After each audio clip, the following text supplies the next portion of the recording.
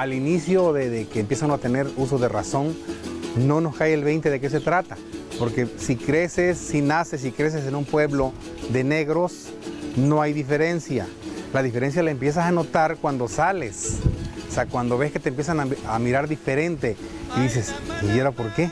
Entonces es cuando te das cuenta que tú tienes algo especial. Si no digamos bueno ni malo, tienes algo diferente. Al tener algo diferente, te comienza la curiosidad por saber qué es y comienzas a darte cuenta de, yo soy negro, pero no todos son negros. O sea, yo pensaba que todos eran negros como en mi pueblo. Aprender a manganear, aprender a manganear, mañana voy al rodeo. Desde su oscura celda en el castillo de San Juan de Ulúa, Soledad pidió al carcelero que le consiguiera un trozo de carbón. Comenzó a dibujar sobre el muro un galeón posado sobre el agua con las velas abiertas, listo para zarpar.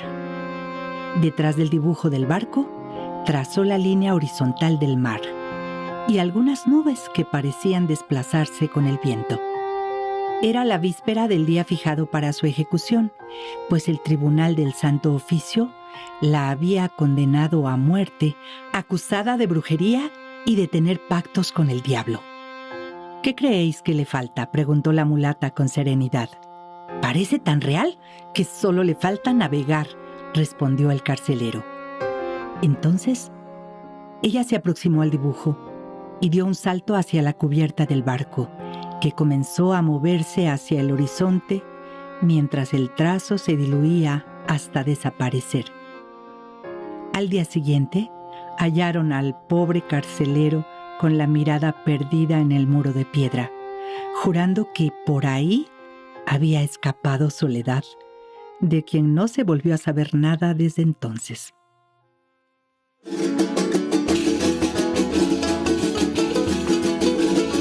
La leyenda de la mulata de Córdoba data de mediados del siglo XVII y llega a nuestros días como muchos otros relatos que evidencian la estigmatización de los descendientes de las personas de origen africano que fueron esclavizadas en la Nueva España y en otros territorios colonizados de América Latina. Era común que las personas negras y mulatas sufrieran persecución, tortura y muerte bajo acusaciones de ejercer la brujería, especialmente en aquellas villas que, como Córdoba, se fundaron para proteger los intereses españoles de los asaltos que sufrían al transitar por los caminos que conducían a la Ciudad de México. Todas las mercancías que llegaban de Europa y todas las riquezas que salían de la Nueva España pasaban por aquí. El Camino Real, que conectaba al puerto de Veracruz con la ciudad capital. La región de las altas montañas, en la parte central del territorio veracruzano, desde tiempos de la colonia, se convirtió en una zona productora de caña de azúcar, un cultivo desconocido para los pueblos originarios. La necesidad de mano de obra para las plantaciones y los ingenios azucareros, así como para las actividades mineras y de construcción, detonó el incremento del comercio de esclavos africanos. El temor de los españoles a las rebeliones de los esclavos era enorme, pues ya desde finales del siglo XVI, muchos de ellos comenzaron a huir hacia distintos parajes, iniciando lo que se conoce como cimarronaje. Un esclavo huido podía dirigirse a las ciudades o pueblos tratando de mimetizarse entre los negros libres del lugar. En cambio, los cimarrones se alejaban completamente de toda autoridad, estableciendo sus palenques en donde encontraban las condiciones mínimas para sobrevivir: montes, pantanos, selvas y sierras. La sierra de esta región montañosa fue refugio de varios grupos de cimarrones que sobrevivían cultivando sus propios huertos, robando ganado, frutos y cultivos o asaltando a los viajeros en los caminos. Eran tantas cuadrillas de alzados y de tan diversas regiones que junto con la piratería se convirtieron en el problema más agudo para la corona española. Las autoridades españolas establecieron castigos y prohibiciones para la gente de color, desde evitar reuniones y uso de armas hasta imponer azotes, mordazas y pena de muerte para aquellos esclavos que huyeran de sus obrajes o plantíos. Se crearon así las capitanías de cimarrones, grupos de hombres que se dedicaban a cazar a los fugitivos. ya fuera para entregarlos a sus dueños originales o para darles muerte según los derechos especiales que la corona les había otorgado a los capitanes. Los capturados no solo recibían castigos ejemplares, sino que eran obligados a practicar la religión católica, persuadidos a través de diversas formas de evangelización. El Consejo Afro-Veracruzano. ¿Qué es el Consejo? Es una forma de organización comunitaria y es la forma como veracruzanos, como afrojarochos, encontramos para organizarnos. Así es, una organización comunitaria. Los consejos pioneros es el Consejo de Mataclara, de Mataclara, que es en el municipio de Cuitláhuac, y el Consejo del Mirador en el municipio de Yanga. Ellos son los consejos pioneros y bueno, a la par surge el Consejo Afro de la cabecera municipal en Yanga y el Consejo Afro de la cabecera municipal en Cuitláhuac. Y todos juntos, todos los consejos que se han conformado, somos el Consejo Afro-Veracruzano. Tenemos en otras comunidades, en Coyolillo hay también ya consejo afromexicano, pero todos juntos conformamos el Consejo Afro-Veracruzano. Y bueno, nuestro paso de entrada en un trabajo ya fuerte como Estado de Veracruz, pues fue la propia organización del Encuentro Nacional de Pueblos Negros que se llevó a cabo en el 2017 en la comunidad de San Francisco Mataclara. Los asentamientos afro en donde estamos no solamente es exclusivo de uno o dos municipios, estamos hablando de asentamientos afro de la parte baja de lo que es la Sierra de Songolica, desde Tezonapa, Cuichapa, Omealca, Cuitláhuac, de Yanga, que tienen asentamientos afro y que forma parte de o como producto de toda esta lucha histórica de Yanga, ¿no? Y de todo el cimarronaje que existió y por lo tanto donde hubo este cimarronaje o donde nuestros hermanos huían a esconderse del yugo, ¿verdad?, de la corona, pues entonces en todos esos lugares hay asentamientos afro en esta región. Así es que hablamos de una importante región en la zona centro del estado de Veracruz. En Cuitláhuac, Veracruz, durante los días de Semana Santa, los pobladores escenifican extraños retablos con personajes muy bien definidos que representan a los protagonistas de la pasión y muerte de Jesucristo. La recolección de rama de tinaja para elaborar altares de culto a sus difuntos, así como la construcción de la cárcel que ocupará Jesús en la víspera de su crucifixión, son trabajos que realizan niños y jóvenes que son cazados o capturados por los judas, diablos y judíos, como parte de la exampla que conmemora la pasión de Cristo. Festividades como los judas, pues según nos cuentan los que saben, los historiadores o los expertos en el tema, que tiene algo que ver con la persecución de los negros. El hecho de que se enmascaren es porque los negros también participaban de las fiestas y tenían que ponerse una máscara para que no identificaran a los negros cimarrones, a los negros que se habían fugado de las haciendas. Entonces el hecho de ponerte una máscara, esa era la función. Como hay otro pueblo que se llama Coyolillo, que hacen también un carnaval de máscaras, es precisamente por eso. Entonces, ¿cómo participaban los esclavos fugados? Pues se ponían una máscara y se confundían entre todos en la festividad y todo el mundo ahí. Y era uno de los que ya habían huido de alguna hacienda, ¿no? Los ingenios azucareros evidencian la presencia africana en esta región. Las personas esclavizadas eran quienes tenían mejores aptitudes para la siembra y recolección de caña, aunque en el proceso también se empleó mano de obra indígena. Pero sin duda, un lugar emblemático de la herencia africana es Yanga, un pueblo fundado en los primeros años del siglo XVI, después de muchos intentos de los españoles por aplacar las rebeliones de esclavos. Bueno, el lugar más emblemático creo que es Yanga, por la historia que hay detrás con este líder cimarrón, que se revela a finales del siglo XVI y está más de 30 años fugitivo, y que establece un palenque.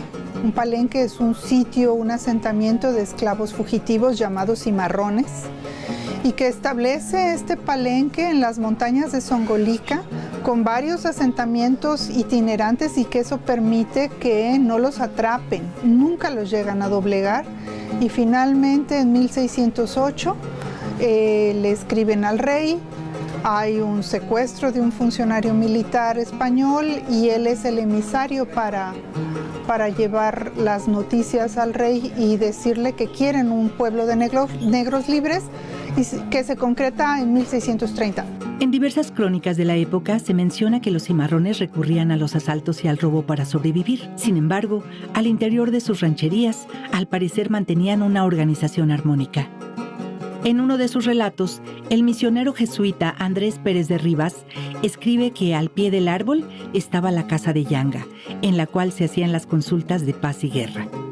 Y acerca del sitio, menciona que habían plantado allí muchos árboles frutales y tenían muchos sembradíos de plátano, camotes, chile, calabazas, caña dulce, maíz. Dice que también tenían gallinas y ganado. Por su parte, Francisco Javier Alegre habla del trabajo de las mujeres en los telares y de la dedicación de los hombres a los cultivos y a la profesión de las armas. Y entonces vamos a tener estancias ganaderas que tienen hasta 200 esclavos. Y esas estancias ganaderas se van a convertir en el refugio de los negros de Avería. ¿Quiénes son? Es una esclavonía, es un grupo de esclavos que eran los estibadores del puerto, pero que pertenecían al rey de España. Entonces eran los esclavos reales. Pero eso no les daba ningún privilegio, se compraban con un impuesto especial, que era un impuesto de avería que se cobraba a las flotas, y con eso se compraban esos esclavos, pero como se tenían que mantener con los fondos reales, y esos fondos llegaban tarde y eran incompletos, entonces los que más padecían hambre y estaban mal vestidos eran los esclavos de la avería, y eran los que más se huían. Y como hacía falta mano de obra, eran bienvenidos en las estancias ganaderas. Entonces hubo diversos decretos para prohibir que se les reciba en las estancias ganaderas, hasta que finalmente hay una real orden hacia 1580 que dice que tanto los negros y mulatos libres y esclavos tienen que llevar un control las estancias ganaderas. Y entonces eso impide que sea refugio de estos esclavos y se tienen que ir a las montañas del área de Zongolica, que después de 1573 el camino real de Veracruz a Santiago Huatusco y a Orizaba se empieza a abrir ya oficialmente, y este nuevo camino se va a convertir en un refugio de estos negros cimarrones que después van a dar origen a los negros famosos de Yanga. Su líder, Yanga, era un negro de origen gabón que había huido de la esclavitud desde 1570, manteniendo su lucha por varias décadas.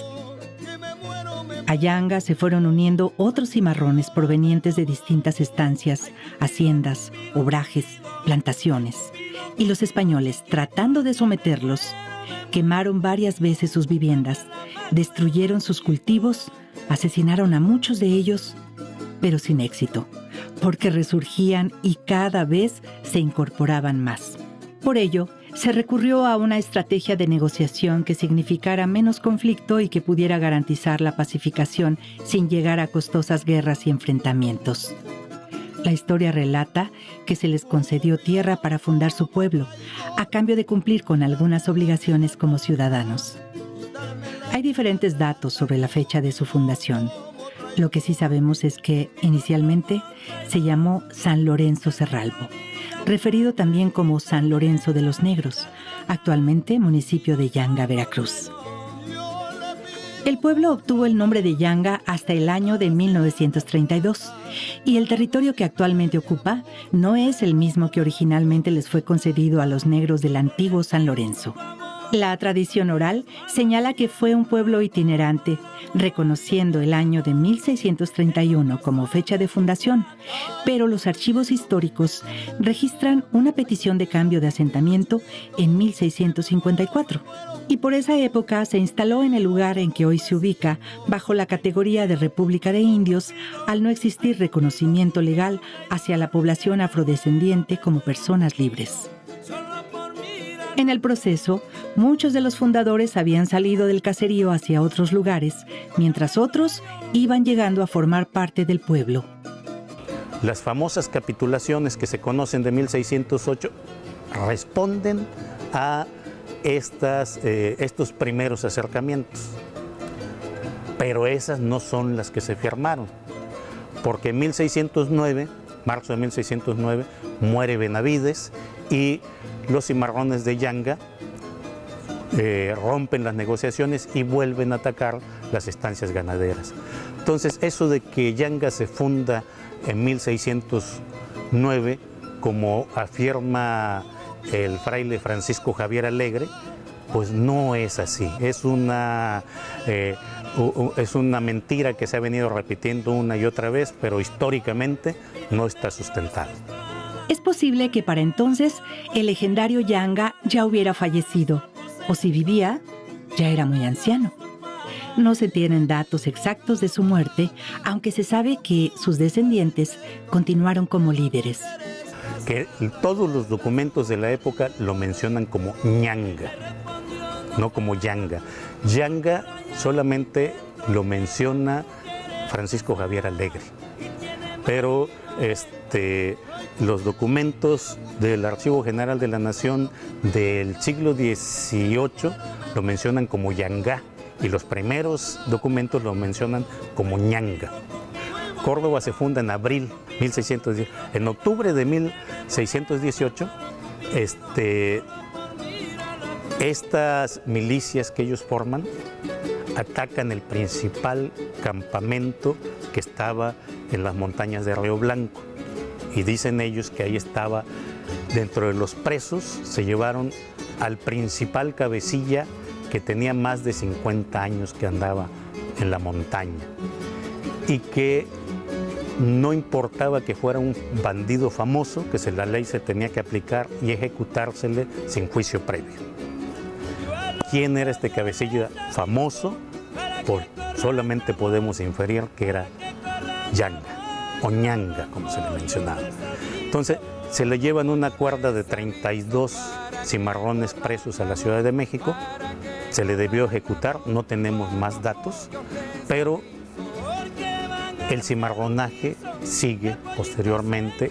Ya son otros cimarrones, es otra generación. La defensa de su libertad fue muy difícil, pues simultáneamente se daba el auge del comercio de esclavos en toda la Nueva España. Los españoles de la villa de Córdoba, fundada en 1619 y conocida como la frontera de los cimarrones, utilizaban negros africanos en sus ingenios y haciendas y mantenían una actitud hostil hacia los negros libres de San Lorenzo y se empeñaban en mantener el control de la captura de cimarrones. A principios del siglo XVIII, Córdoba se convirtió en un importante centro de producción azucarera, acaparando tierras y usurpando aquellas que se habían concedido a los negros de San Lorenzo. La discriminación y marginación de entonces prevalece hoy en la ciudad de los 30 caballeros y sus alrededores, como una triste herencia de lo que fueron los orígenes de esta región. El sistema pigmentocrático que consideraba inferiores a las personas de tez oscura y que aún prevalece, incluía no solo la prohibición a los negros de reunirse, portar armas y usar joyas o ciertas telas en su vestimenta. Tenían prohibido incluso el aprender a leer y escribir. Durante siglos, los descendientes de las personas que llegaron a esta región en calidad de esclavos no parecían tener conciencia de su origen, y menos de su identidad como afrodescendientes. Su reconocimiento jurídico es muy reciente y se logró después de largos procesos legales que culminaron en la inclusión de preguntas clave incluidas en el Censo Nacional de Población efectuado en el año 2020. sí me considero negro, afromexicano o afrodescendiente, que son palabras como que fuertes, ¿no? Porque el decir, eres negro, no, por el miedo de un rechazo, de cosas de racismo, ¿no? Entonces, bueno, yo, por ejemplo, digo, no soy tan clara, pero pues no soy tan morena, no tengo el cabello muy rizado, tal vez no tenga la complexión, ¿no? Pues de las morenas, ¿no? Pero pues yo tengo sangre afrodescendiente porque mi madre es más morena, mis abuelitos, mis bisabuelos, ellos eran morenitos. Mi madre en la escuela sí nos ha platicado que ellos les decían, ay, ahí viene la negra, son hijos del negro y todo eso, ¿no? Entonces ella sí sufrió como que esa violencia, ese bullying, ¿no? De chica en la escuela, porque sí le decían eso, ¿no? Entonces como que se tenía como que esa idea, ¿no? Pues no, yo mejor no digo que soy negro, yo no digo que soy afrodescendiente, ¿no? Hay muchos elementos en la vida cotidiana actual que se originan en el sistema esclavista y que la mayoría de la gente común ignora. Hoy conocemos como ranchos o rancherías a pequeñas localidades que rodean las cabeceras municipales. Pero en el lenguaje colonial se denominaba así a los caseríos provisionales de los cimarrones. Y ranchero era el término usado para designar a negros y mulatos. Para diferenciar los ranchos de los caseríos de afromestizos libres, se utilizaban términos como hatos, jatos, jaros y matas, que aludían a espacios de labranza o de ganadería. La toponimia actual es una reminiscencia de aquella clasificación. Lugares como Hato Doña Juana, Mata Tenantito, Mata Anona, Mata Redonda, Mata Gallina o Mata Clara son ejemplos de ello. La región de las altas montañas del estado de Veracruz es, por muchas razones, uno de los lugares con mayor historia relacionada con la esclavitud de personas africanas y con el sometimiento de los pueblos originarios. Las evidencias nos reciben en cada municipio y localidad, desde la fisonomía de muchos de sus habitantes, que delata la genética africana, hasta usos y costumbres que creemos muy mexicanos. Anteriormente, el lonche para que saliera sabroso en el campo, lo envolvían en hojas de plátano. Y luego en la hoja de plátano lo molían y luego su servilleta en un tope. Le echaban, llegaba acá el bastimento calientito y a puro tamalito nos salían los tacos porque era hoja de plátano. Sabroso, sabroso. Hasta los espectores comían con nosotros. Y me aclaramos, no porque sea mi pueblo, pero es un pueblo muy sano. Muy pobre, porque es muy pobre mi pueblo, pero muy decente, muy honrado, así no la trataban mal, que porque yo soy negro y aquel es güero, no había diferencia en eso, no, de eso no, aquí no había eso de que, o como dice, que yo soy negro, moreno, ¿no? Y que aquel es güero, no, aquí todos somos parejos, no por color, pero no, estábamos bien, todos gracias a Dios. La cultura afrojarocha está presente en sus festividades y la reminiscencia de antiguas prácticas en sus fiestas tradicionales o patronales nos habla de un pasado que aflora cada vez con mayor fuerza. Es una de las regiones con mayores riquezas naturales y, paradójicamente, una de las que registra los más altos índices de pobreza entre la mayoría de la población. Son los descendientes de aquellos indios y esclavos que con su trabajo enriquecieron a las familias que hoy siguen siendo dueñas de la tierra. Y son, al mismo tiempo, quienes dan vida a la región con sus colores, sus productos artesanales y sus celebraciones, históricamente capitalizadas por los gobiernos en turno como mercancía turística, incluso aquellas que conmemoran la lucha por la libertad. La verdadera democracia, en la que se garanticen los derechos constitucionales para todos, será viable cuando los pueblos asuman su origen, conozcan su historia y comprendan que el concepto de raza es un invento que ha contribuido por siglos al sometimiento y abuso que unos cuantos han perpetrado sobre la mayoría.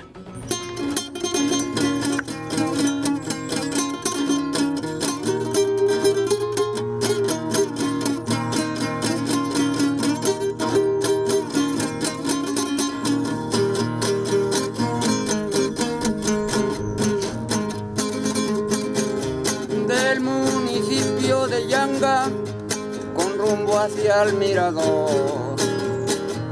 Ya corre una pecerita, bien afinado el motor. Su chofer especialista, y ese es un buen conductor. Y le llaman el Canelo.